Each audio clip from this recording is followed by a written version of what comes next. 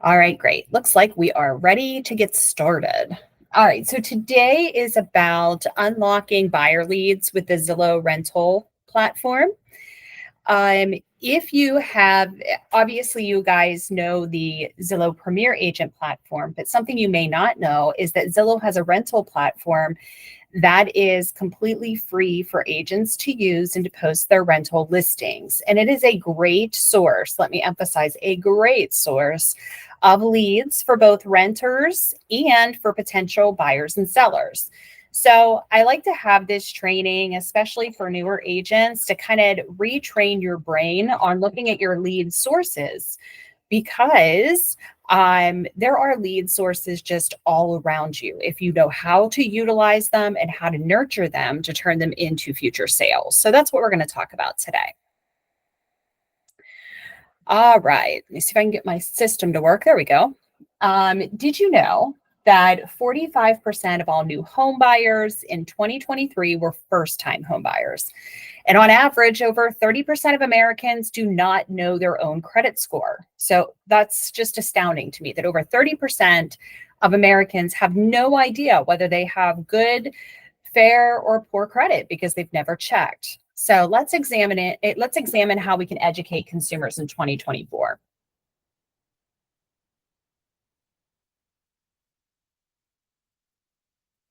I'm sorry, I'm having some computer issues here. Let's go. There it goes.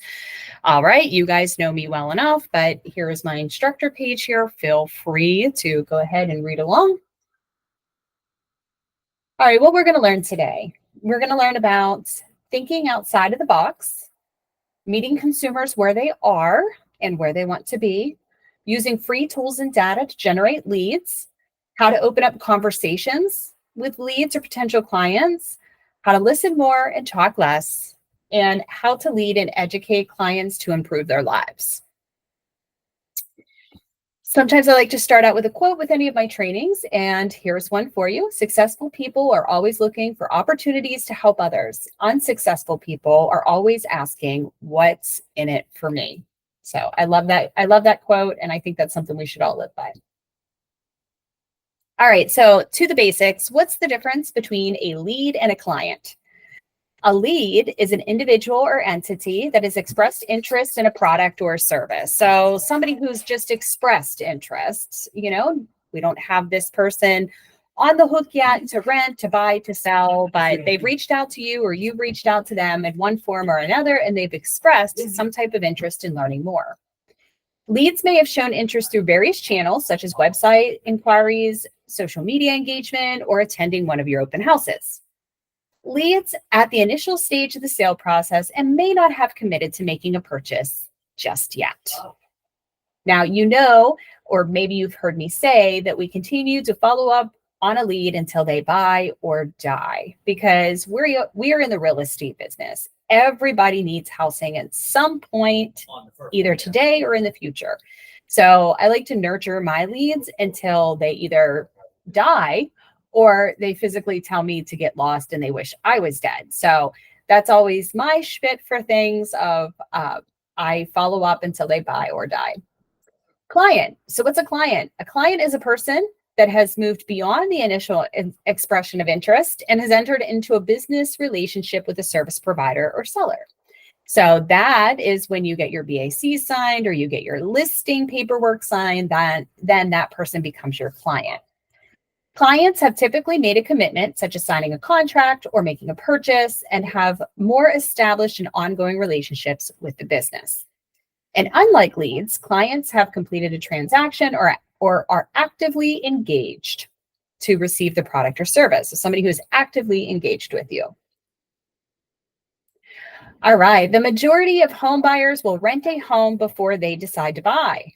So most first-time home buyers are currently tenants. The majority of home buyers will rent a home before they decide to buy. And many tenants do not know that they do not have to have perfect credit to buy a house. So think of yourself.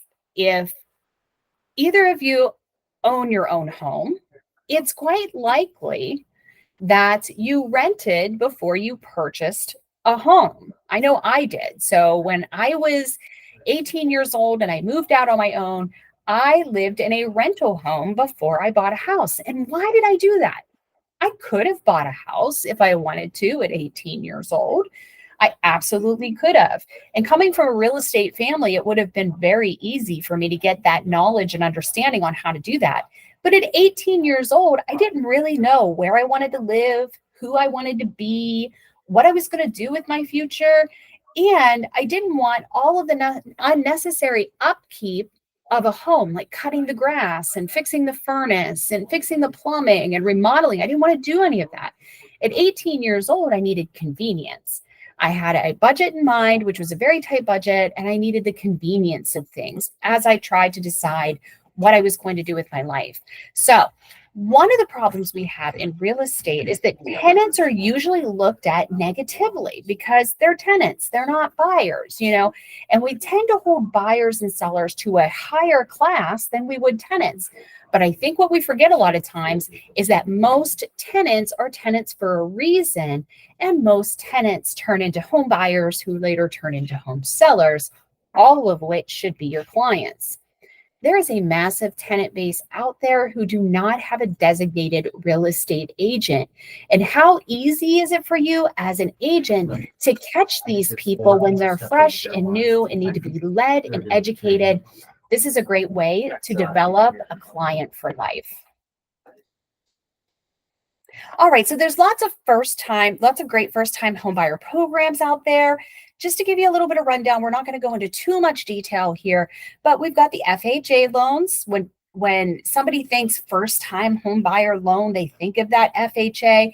Now, keep in mind, these programs are not just available to first-time home buyers. They're available to all home buyers, but these are the ones that are used most commonly. So FHA loan requires 3.5% down. Minimum credit score is only 500, and we all know that that's not perfect credit, not by a long shot. Then we have USDA. USDA is 0% down, so they can buy a home with no money down, and minimum credit score being around 620. VA, for those veterans, if you have a first-time home buyer that has served in the military, you've got 0% down, credit score only 580. And then we have housing and bond programs. And those housing and bond programs, an example of that is PHFA. They range from 1% to 2% down with a credit score of 660. So there's a lot of programs out there. And what's great is the housing and bond programs we can usually use in conjunction with a program like FHA. So if you have a client that has been approved for an FHA, but is still struggling with that 3.5% down, you can ask your lender about a PHFA bond program that could lower the amount down they need to 1%. So there's lots of things that you can do out there to help these tenants become first-time home buyers. You just have to know the questions to ask.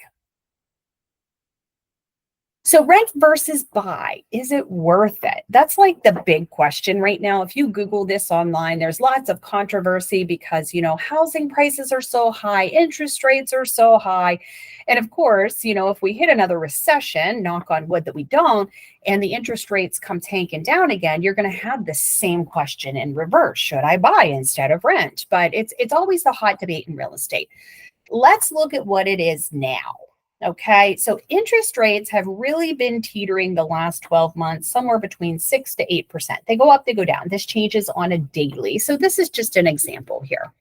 Average rent in our market, in the Western Pennsylvania market, we're talking about Beaver, Lawrence, Mercer County, for a 3-bedroom, 1-bath is now around $1,000 a month. And a lot of times it's more. So I'm sitting right now in our Elwood City office, and the rent for a very nice 3-bedroom, 1-bath or 1.5-bath with a small garage is going to cost you around $1,000 to $1,200 a month. So what does $1,000 a month buy in this market? And you'd be surprised to learn that that's roughly a $115,000 home is what that buys. And this payment includes taxes, insurance, and any PMIs. So if you look at the mortgage calculator I have here, $115,000 home, assuming that this buyer is going FHA at 3.5%, 30-year fixed at an interest rate of 6.6. I believe as of today, those interest rates are just a tad higher, and we're also assuming that they have a credit score of around 700. property taxes of $1,438, which is very realistic for a $115,000 home, as long as you're making sure that you're looking appropriately for your clients. Their monthly payment is $985. So it's actually cheaper. So this goes to show that if you have a tenant that has decent credit, that is willing, able, and capable of buying, but just needs to be educated in the right direction, that you can still buy for lower than renting. So it's all about the education and what information we're providing to our clients. Is buying right for everyone? The answer is no. Buying wasn't right for me when I was 18 years old. I wouldn't trust myself to own a house at the age of 18. But when it was right for me, it was right for me. So buying a house depends on many factors, and that includes their wants and desires, their future plans, their ability to make repairs, convenience. Convenience is a very good thing. I mean, they may want to own a house. They may know what their future plans are. They may have the ability to make repairs, but maybe they just enjoy a lifestyle where they don't have to. And they like that the landlord fixes everything. Or maybe, just depending on their landlord, maybe the landlord fixes nothing and buying's going to be right for them because they're tired of it. So you have to listen to your clients. You have to see what's really important to them and then help guide them to the right choice that's right for them, not the choice that's right for you. And I think I want to stress on this as an importance because you are looking to build a client for life. So if you have somebody reach out to you about being a tenant and you push them into buying a home and you won't listen to them, you're never going to see that client again. But if you have a tenant client that's looking to rent, they've already told you what is important to them, and you listen to them, you give them the options, they decide they want to rent again, and you help them do that confidently and successfully. When it's time for them to buy, I would bet that they would come back around to you. All right, so where do we find tenants who want and can buy? All right, so there's lots of ways you can do this. You can door knock, of course, and I'm sure you've all heard that. You can send out mass mailings. You can buy email lists. You can send out postcards. You can network with people. You can get past client referrals. You can get agent-to-agent referrals. You can hold first-time homebuyer seminars. You can purchase leads online. You can do social media campaigns. I mean, I could go on all afternoon with ways that you can find tenants who are willing, ready, and able to buy. The list is completely endless. But what if you could have these leads come to you? Instead of chasing those leads, what if those leads came to you? And that's what we're going to talk about next. Hey, Christina. Yes. Do you ever do like the business, like you can pay to have your ad sent over like within a whatever mile radius on Facebook and stuff? Have you ever done that? Boosted marketing? Yes, I've done boosted marketing. Okay. How does that work out? It's kind of hit or miss. It just depends. I think it depends a lot more on your content and your settings with the boosted marketing on Facebook. So I've done it for Facebook and Instagram. You just want to be very careful that you are adhering to, the real estate laws with it. So you can't whittle down on age. You can't micro focus on neighborhoods because then that would be considered, fair housing violations or steering violations. So unfortunately, when it comes to real estate and advertising, you kind of have to cast a wide net. So it does become a little costly sometimes. Right.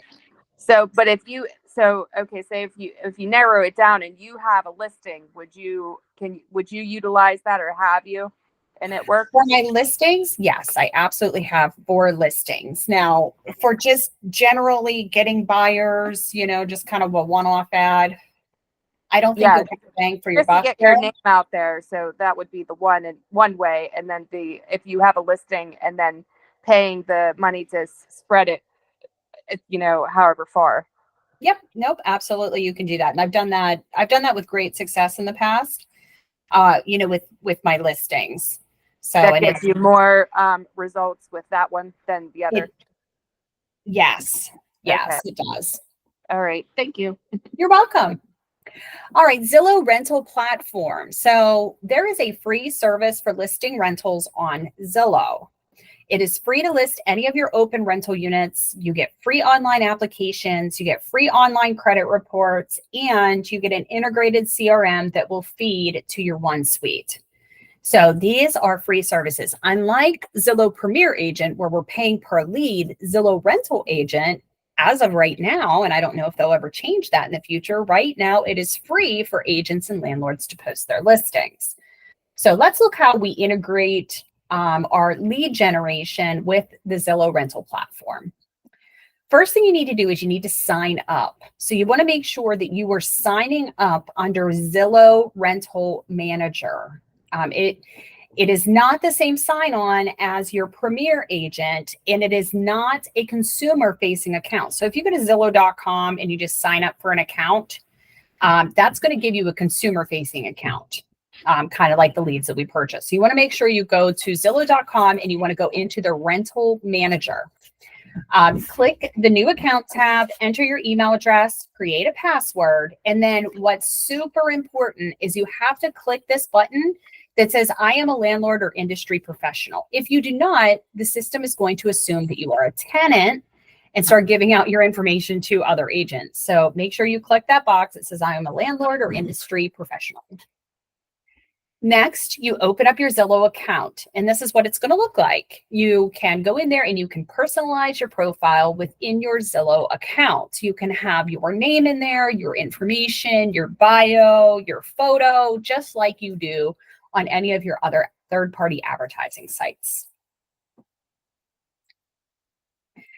All right, next you can see this is the properties platform. This is what it looks like when you start entering properties into the Zillow Rental Manager account. And this is how you can see what you currently have published out there. You can edit it in here, how long it's been listed on there. And then you can also see your off-market stuff too. So if you've already rented that unit, it'll show up in here in your off-market tab so you can keep a rolling checklist of what you've had. All right, how do I find properties to list for rent on Zillow? This is all fine and dandy, but if you don't have any properties to list, where do you find them? The first thing is you can ask a client or a friend. You can advertise your services via word of mouth or social media, ask past or current investor clients, and ask agents you know for a rental lead. I think that what is very funny in our industry is that agents are only looking for the buyers and the sellers because they think, okay, well, you know, a rental, I mean, you know, it doesn't pay a lot of commission, and you know, I'm sure the clients, because they're tenants, they're hard to deal with, they're this, and the other. But what I like to teach my agents is that you have to look at this as a way to market and advertise yourself. And I get that rental listings do not pay the same commission as a traditional listing. But traditionally, rental units, if they're in good condition and if they're rented, if they're being advertised at market rent, at a competitive rent amount, they tend to rent quickly and a lot of times less than 30 days. So, you know, there is that. You're putting less time into them. Also, you are getting your name out there and you're grabbing a ton of leads from the system that you wouldn't have otherwise. And guess what? There's very little to no competition over these leads because other agents are passing them by. So these people are not hearing from any other agents. So what to expect? You're going to expect little competition over your rental listings. Now, in the last year or so, I've really noticed a shift and a change in the market, and I'm seeing more and more agents from other companies finally doing rentals. And I think they're doing that because competition is fierce when it comes to buyers and sellers. And I think people are just finally starting to catch on of what these listings can do for their business. In fact, this is how I've built my business over the years, is I've always incorporated investment listings and rentals into my business. And it's how I have grown and been able to close anywhere from 150 to 300 deals a year religiously for most of my career. So there's just a huge abundance of leads that can come through your system that you can profit on years and years and years from now. So still expect little competition, although that is changing a little bit. So you want to make sure you jump on this quite quickly. You will get an abundance of leads from your listing. We're not talking one or two. I'm going to show you some real life examples in the coming slides of how many leads to expect off of one rental listing.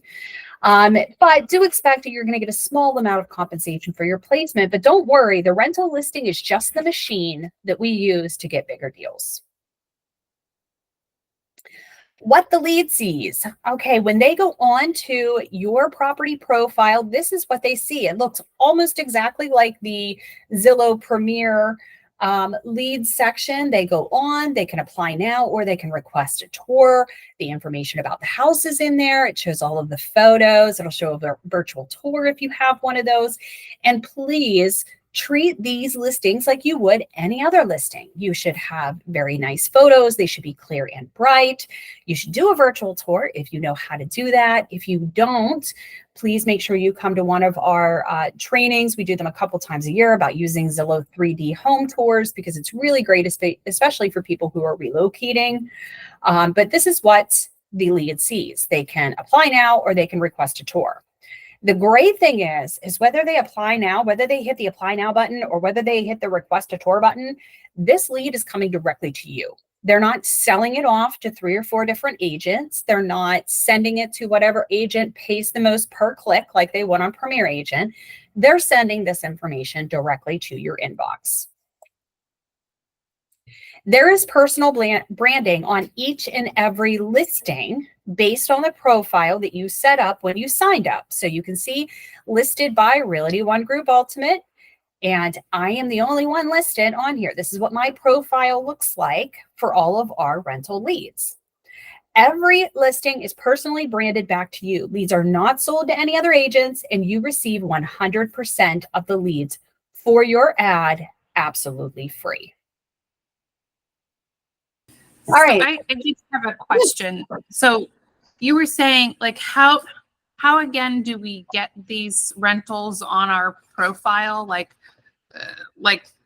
will they be the ones just from our office that we rent? So on your Zillow profile, you need to be going out and generating investors who have rental units that are open. And okay. Rebecca, you have a whole database there of people you can reach out to. Right. Just because of, your family being into real estate too. So take your investor clients and ask them if you can rent their properties. I'll be renting their properties, but I'm not necessarily managing. Correct. Yep. Okay. So when we're talking about rental properties, you have the buyer's agent. So what you're doing with Josh right now, you have the buyer's agent, you're helping him buy a property. And then when that property is ready to rent, you can work in a leasing agent capacity, which means you are listing that property for lease. You are helping him find a tenant for that property. And then you can also work in a property management aspect, which is executing the lease, negotiating the lease, collecting the rents, doing the maintenance, and only a broker can do that last section because that all involves escrow and legal documents and all of that good stuff.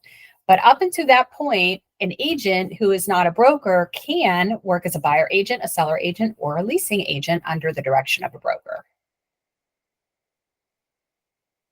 Gotcha. And then I actually pulled it up on the website. It almost seems like it's connected to my Premier, like the same login as my Premier Zillow. You may have already added that. So I know my login is different.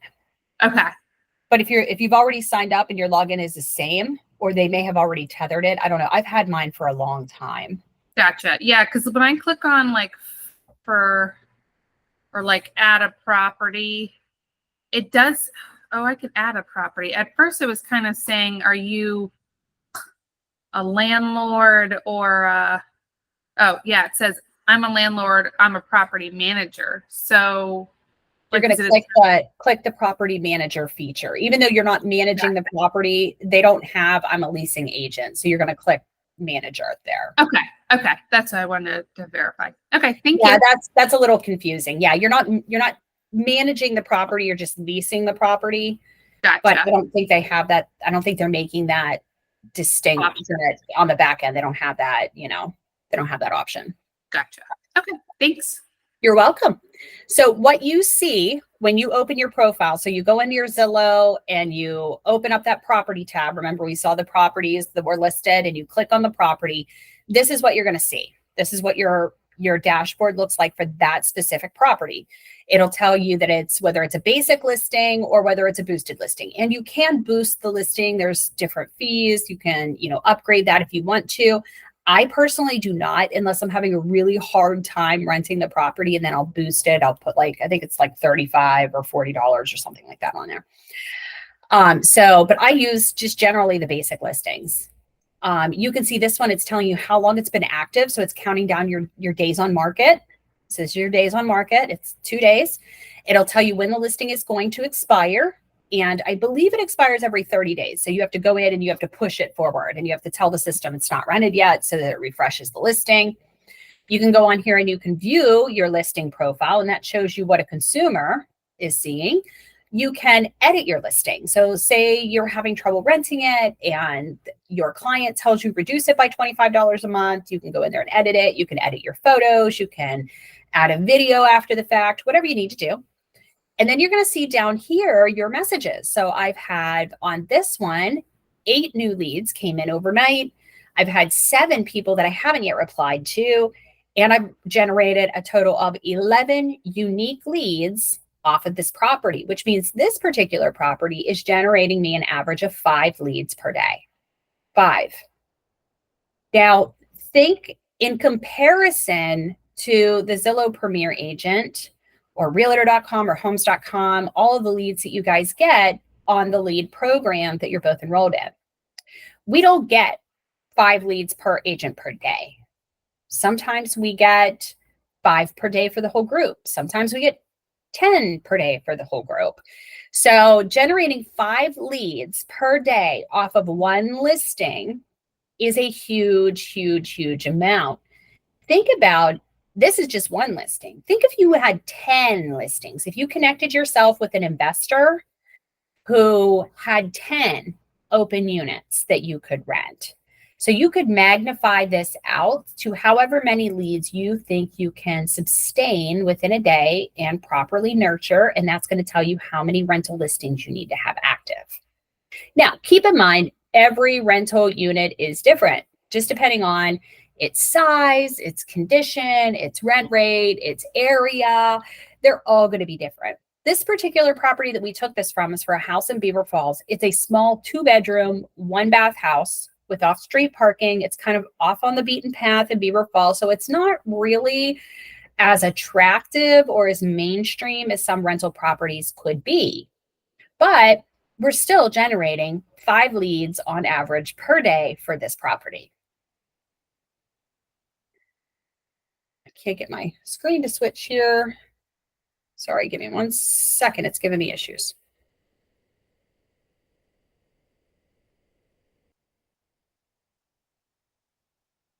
There it goes. Okay. This is another example of a property, and this property was active for 12 days. And you can see that this property generated 31 leads in 12 days. So 31 leads in 12 days. There are 31 unique. And keep in mind, these are unique leads. So if somebody comes in a second time, it's not going to tell you that you have a new inquiry. It's going to tell you that you have a new message. So these are 31 individual people who have responded and found interest in this property. So how do you see your leads? Okay, we know we have 31 of them, but how do we see the leads? So all you have to do is you have to click that little bubble on the property page, and this is going to take you over to the message center in the Zillow Rental Premier Manager. And this is what that message center looks like. So when you open up the inquiry, you're going to see that this potential tenant for this property has expressed interest in the property. Now we can call this person from here. We can email this person from here. We can invite them to apply, or we can send them a message through Zillow. What's important to do is to keep track of your inquiries. All of this is for naught unless you're tracking your inquiries. So you should be taking this data, the telephone number, the email address, the person's name, what they're interested in. This Miss Holland is, I know this 519 Lindell Street, #1. I know that property is a property in Newcastle located on the south side, and it's a 2-bedroom, 1-bath home. And that property was listed for rent at $750. So I would put that into my CRM that Jackie Holland is interested in a payment no more than $750 a month, needs our 2-bedroom, 1-bath, looking to live in Newcastle. And then you can start having those conversations with Jackie to see if Jackie truly wants to rent, or does she have interest in buying either today or any time in the future. And you can start to educate Jackie on some other options. So why should they apply to the rental unit? Why should they apply? If we're looking at just generating leads and helping them buy houses, why should they apply at all? Well, here's why. You've taken on a client and you have agreed to rent the house for the investor. So keep in mind, your primary objective is to rent or sell the home for your client. In order to do this, you must collect important information from the applicant, including their full contact information, their income, their credit, their background check. And you are also representing the tenant. So you need to use this information to help them make informed choices. Once you have invited them to apply and they've clicked the link, and also I should put in here too, is that you should also be calling the client as well, letting them know that you sent that invitation over for them to apply, letting them know that their data is secure because it is going through Zillow, that you're a real person, you're not a scammer, that you're licensed, those types of things, because there are so many scams out there. And I do need to add a slide in here, just kind of warning of that. So make sure that you give them a call and let them know that you're a real human. So once they apply, you're going to get data, additional data from the applicant. Once they've been able to apply, you're going to have their full contact information, their income, their credit, their background information. You'll know how quickly they want to move, and then you'll see any additional notes. So I can see with this consumer, their household income is $2,290 a month, that their income to rent rate for this specific property is 2.4 times the amount. Their desired move date is 1/31. And they have 3 occupants in the property. I can also see that this person has a cat. So they have a male cat that they're going to be moving with. Maybe it says they have a dog, and that's going to be an indication that, if you're finding them something, whether this is a rental or if you're helping them buy something, if they have a dog, maybe they have a German Shepherd, it's going to be important to them to have a yard, maybe a fence for their dog. With knowing the amount of occupants in the house, this kind of gives you an indication on how big that house needs to be. Knowing their total income is going to tell you where their budget is going to fall. So this is all important information to have. Another thing you're going to get is you're going to get their credit report. This is one of the most valuable items that you can receive to convert your leads. And you can see that this particular person, and I do have their name hidden for their privacy, has a good credit score of 633. So if you remember from our previous slide of all of the first-time home buyer types of loans out there, that the minimum credit score in most cases is 580, and this person has a 633. So this tells me that buying could potentially be an option for this client, and that maybe I should open up that conversation with them. It's also going to go further on, and it's going to tell you a little bit more about their financial information. You can see that they are making on-time payments 99% of the time. That's really great. The estimated amount of monthly payments they're currently making is $1,277, which means they're using 42% of their credit. That could be a problem. So there are debt to income ratio scores that a lender is going to use when qualifying a client to make sure that they can afford the home. So this could or could not come into play, but just so that you know it is there. And you can see the amount of their total debt is $18,904. So this is going to give you a clear picture of what the buyer is currently doing so that you can help them get into a potentially a better situation, or lead them in the direction that suits them best, whether that is renting or buying a property.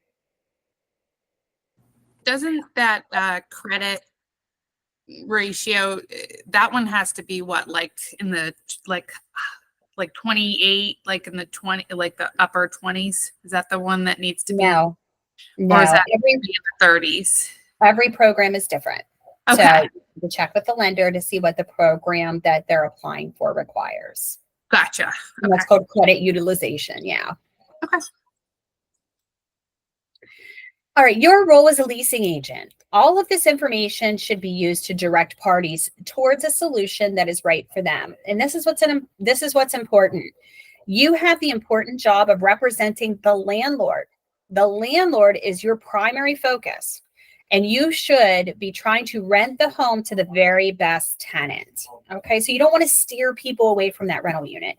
Your job is to take all of those 31 leads that you've just gathered and find the very best tenant in the pile, whatever that means, whatever's important to the landlord. The landlord's criteria may say, hey, I want somebody who has great rental history, a clean background, and just somebody who just really seems to love and care about the property. If that's the criteria the landlord gives you, then it's your job, your primary focus, to find that perfect tenant for the landlord. So we don't want you steering people away from the rental unit. We want you to find the very best tenant for the landlord out of the pile. However, as you know, you only have that one house and 31 leads have come in. So what do you do with the rest of the tenants? What do we do with them? Just tell them, oh, too bad, so sad, like we can't find you a home, live in your car? No, that's not what we want. So just a word of caution here. Remember, when you're finding the very best tenant for the property, to do your duty to all consumers. Remember to treat all clients with the same care and respect, and never discriminate against race, sex, religion, national origin, disability, age, familiar status, or any other reason. It is your duty to protect your clients and the community from discrimination. So at the end of the day, just be a decent human, please, and treat everybody fairly. All right. Once the landlord has approved a tenant for their property, what are those remaining applicants going to do? And this is where you can start to change their life. First thing you can do is offer assistance. Message the client through Zillow, call the client on the phone, and let them know that you're willing to help. Offer to meet them in person and explain the process. Suggest other properties for rent or for sale, and listen to what their needs and desires are. Trust me, when you call a tenant back who's had their heart set on this house and you tell them, unfortunately, the landlord has selected another applicant, they're going to be heartbroken. That's one of the bad things about renting, is that it's really hard to find quality housing within your budget. So maybe this is a good point in time to mention, hey, I have other rentals available, or there's other rental properties available on the market. I'd be happy to show you those. Or if you're open to a conversation, I'd love to talk to you about potentially buying your own home, so you don't have to keep going through this year after year after year, and you actually own your own home. Would that be okay? Or are you willing to meet with me a little bit more? Because I absolutely take the time for you. So this is a good time to reach out to them and start that conversation. Let's go over some quick do's and don'ts. Do put the lead's needs before your own. Please do not be blinded by the fact that you want to get a sale so bad that you would put their needs before your own. Your fiduciary responsibility once you take a client is to the client, not to yourself. Do work in an ethical manner. You want to treat all people fairly and do not discriminate against anyone for any reason. Do find out what's important to them. And how do we find out what's important to them? You ask, what's important to you in your home? What's been your struggles with renting in the past? Why are you leaving the home that you're coming from? Is the condition not up to par? Maybe you need to be in a different school district. Maybe you need a bigger house. Maybe you need a smaller house. Maybe you need somewhere that allows pets. But find out what's important to them. Do make them feel like they are important. One of the biggest problems we have in the rental market is that agents do not provide tenants with the decent respect that they would treat their buyers and sellers. understand that these are real people too. They may not be to a point where they are ready to buy or sell, or maybe they already sold their house and they're moving down into a rental because they're aging and they don't want the upkeep anymore. But do treat them with respect because these are your future clients.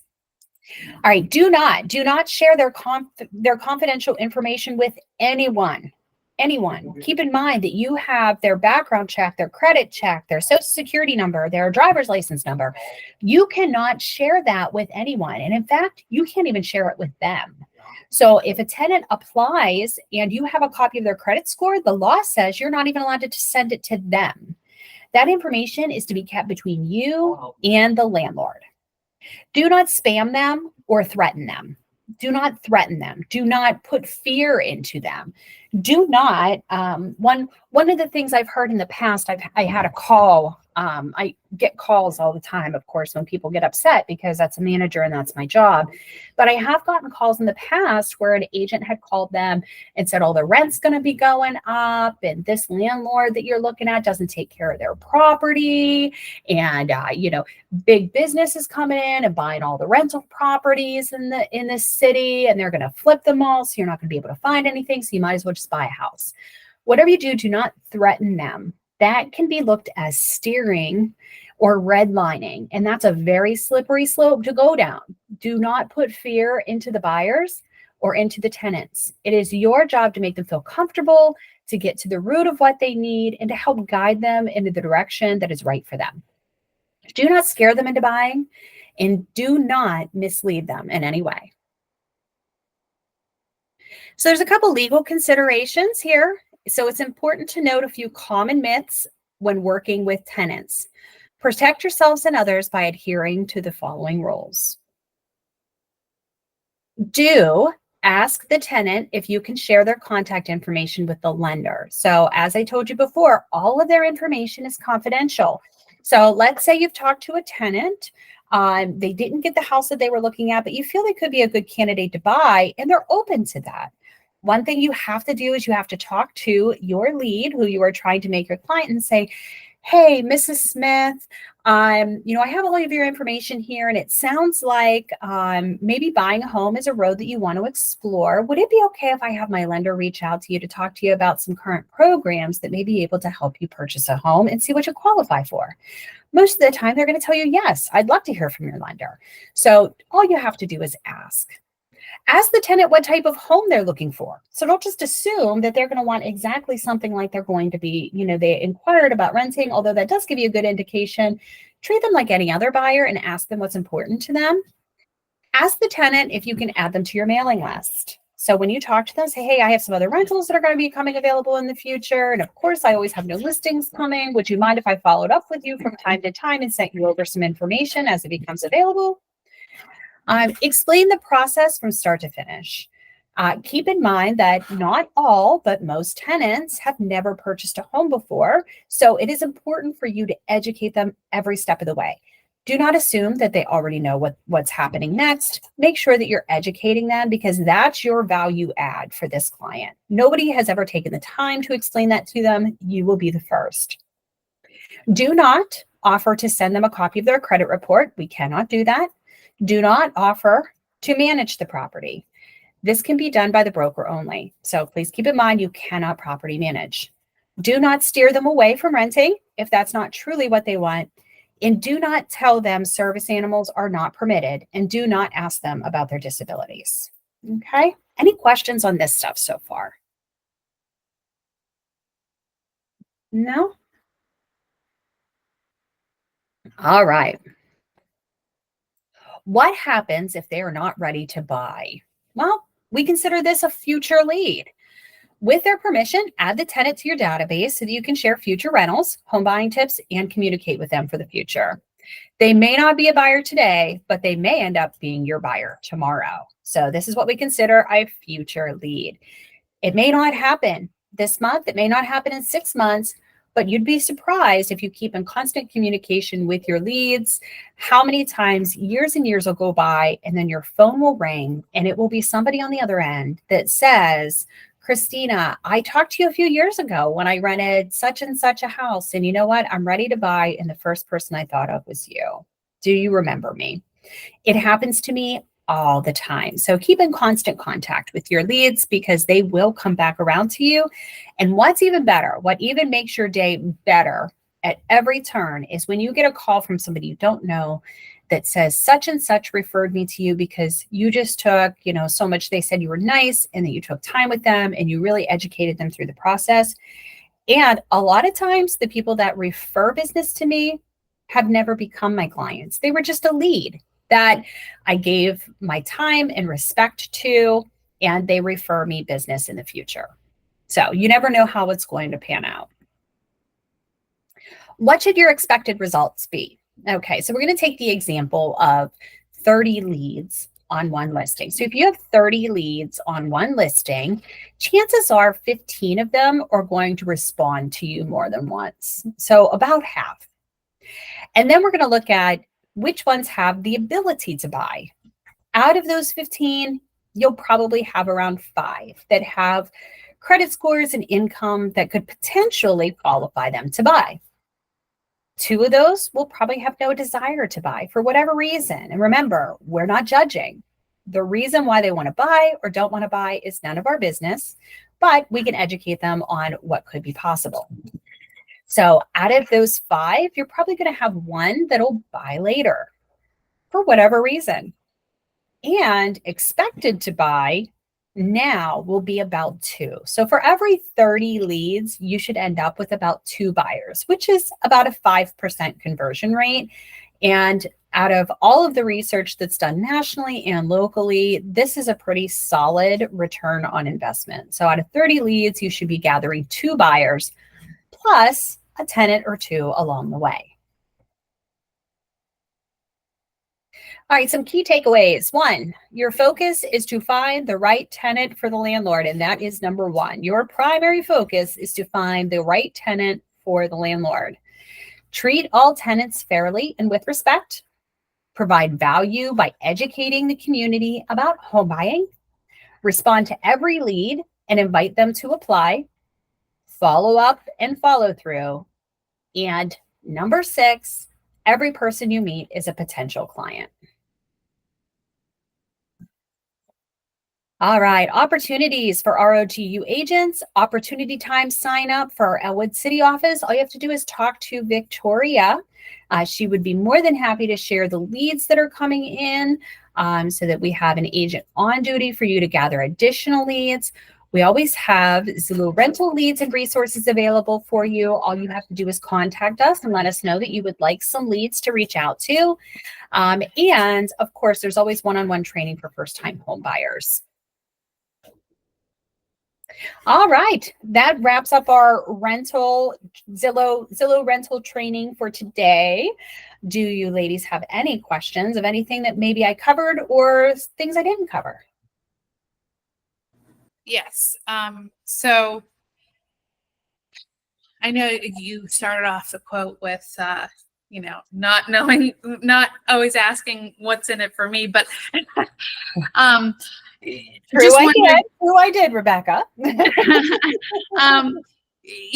we rent these properties, though, for investors, is there a fee that we receive for renting the property, or is this just? Yeah, no, absolutely. So of course, just like any other commission, that's negotiable between you and your client, who would be the landlord. That could range. So the law is very clear that I can't tell you what to charge, but I can tell you that it's not unusual for it to be a flat fee. Let's hypothetically say that's a flat fee of $800. It's not unusual for that to be the first month's rent. It's not unusual for there to be some kind of per applicant fee that's on there. So it really depends on what you can negotiate with your seller and what services you're going to provide to that seller for your commission. Okay. And then is there any fee through Zillow for the tenant who is applying is paying their fee to apply. So Correct. that is the way that we basically get their credit score, background check, and Yeah. everything like that. It pays for that.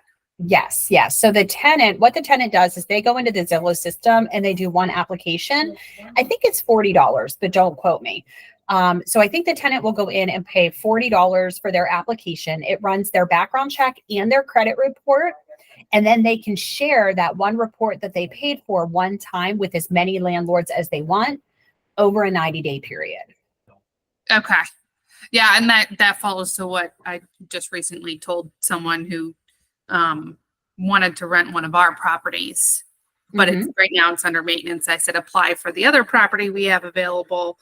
And then, if you end up wanting the property that, that comes back up, then as long as you're pre-approved, then that kind of helps the process move a little faster because you've already applied. Yeah, absolutely. So yeah, I mean, you putting your rental properties up onto Zillow rental platform will be a huge lead source for you. One thing I want to mention though is make sure that you are taking the information from those potential tenants, from those inquiries, and putting those into your CRM, because once you go in and you unmarket your property, all of that data disappears. So make sure you're copying over that information as you get it. Okay. Renee, any questions on anything? Nope, I'm good. Okay, great. Well, if you guys think of anything later on, feel free to reach out. I am here all day. But I would love to hear your feedback. If you guys do try the Zillow platform, how many leads you get. I love tracking those numbers to see really how many connections are happening from it. I've had great success with it just for many, many, many, many years. And I've sold quite a few houses through tenants who have come over and decided against a rental property, or, just didn't get selected for the rental property. We've closed a lot of deals this way. So it's definitely something to try if you are really wanting to get a leg up on additional leads to really kind of boost your business forward. So, all right, that is it for me today. Like I said, if you need anything, please reach out. I am here all day. Call, text, email, Slack me. I am here, and have a fabulous day, guys. Thank you, Christine. Thanks, you too. Bye.